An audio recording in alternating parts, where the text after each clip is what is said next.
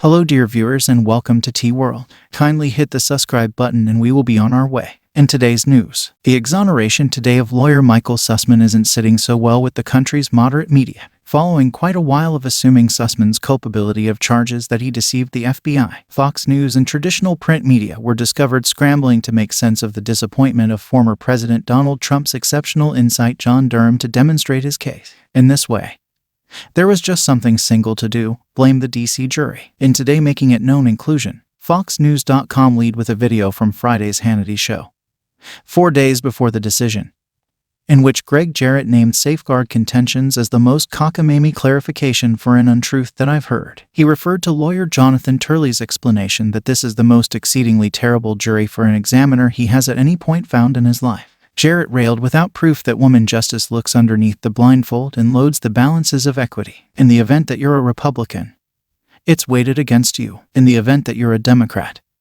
it's in your extraordinary blessing. At the National Review, where endless articles as of late contended for Sussman's blameworthy and upbraided the media for not covering the preliminary with enough energy, the title went to the extent that the distribution would go: Clinton lawyer Michael Sussman found not guilty in politically charged trial. Breitbart.com wouldn't bite the bullet with this title. Michael Sussman acquitted, trial revealed Clinton role in Russia plot hoax. At the Washington Examiner, under a title What Durham Demonstrated, Voss public journalist Byron York offered this evaluation of the vindication. There is no question Sussman deceived the FBI. There is no question he is blameworthy. Be that as it may, the preliminary is occurring in Washington, maybe the most profound blue jury pool in the United States. The Washington Times showed a smidgen more penitence, alluding to the quittance as a shocking disaster for extraordinary insight John Durham's believability as he seeks after conceivable offense by U.S.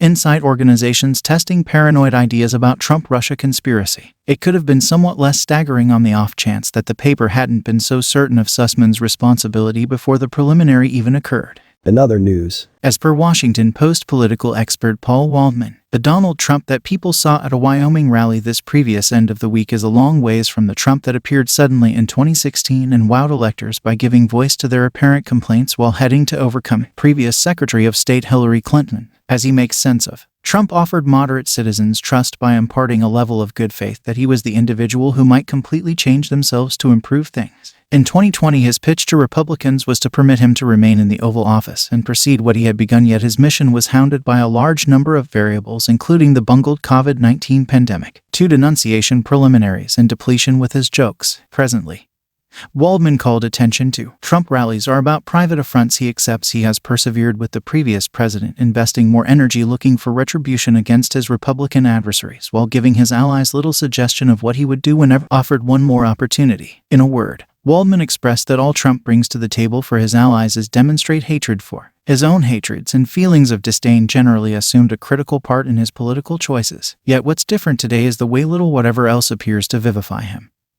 Waldman added, when we think back on the odd display of the 2016 political decision, we some of the time fail to remember that in the midst of all the bitterness, Trump had a contention that was convincing to numerous Americans upset about what had befallen them and their networks, noticing that guarantee had worn ragged by 2020. The journalist asserted Trump changed his pitch to put forth the defense that he would shield them from their foes. Presently, as he eyes 2024, Waldman expressed Trump is making everything about vengeance. Trump no longer has a story to tell about America that finishes with a superior future. This isn't to imply that it's unimaginable he wins in 2024, as we've seen over and over. Races are not set in stone by unforeseeable conditions.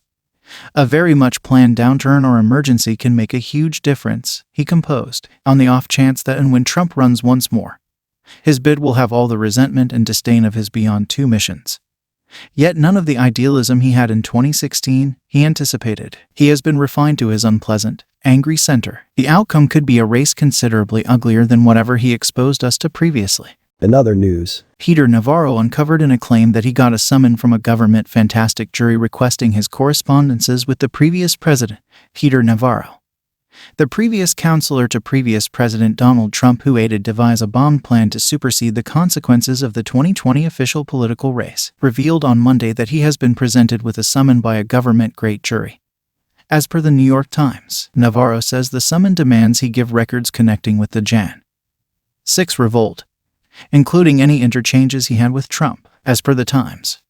Navarro means on suing the House Jan. 6 Advisory Group, Speaker Nancy Pelosi, and Matthew Graves, the U.S. lawyer for the District of Columbia. He referenced having been given a summons by the Justice Department in a draft of his claim. Navarro anticipates addressing himself. Navarro was given a summons by the Jan. 6 Advisory Group in February. The House casted a ballot in April to reprimand him of Congress for declining to consent. Just like with Steve Bannon, Mark Meadows, and Dan Scavino, Navarro had asserted leader honor. He's done as such in spite of conversing with the media about his endeavors to upset the political race. And in any event, composing a book in which he itemized the political and legitimate magnificence of he and Bannon's Green Bay sweep plan to have previous Vice President Mike Pence manage the dismissal of Biden voters. Navarro let Rolling Stone in January know that he actually educated Trump on the items regarding reports he gathered that dishonestly asserted the political decision was defaced by altogether electoral cheating. Trump, he said, coordinated that legislative Republicans additionally be given duplicates. The Justice Department still can't seem to bring scorn charges against Navarro. The stupendous jury summons, as indicated by Navarro, guides him to give declaration and reports on June 2nd. The summons is the first of its sort given to a previous representative of the Trump White House. Navarro filled in as exchange chief as long as necessary. It was accounted for last week that a similar government stupendous jury has been giving summons to Trump partners like Rudy Giuliani, John Eastman, and Jenna Ellis, every one of whom pushed the deceitful voter conspire. If you made it to the end of the video, kindly hit the subscribe button and leave a comment. It helps the channel.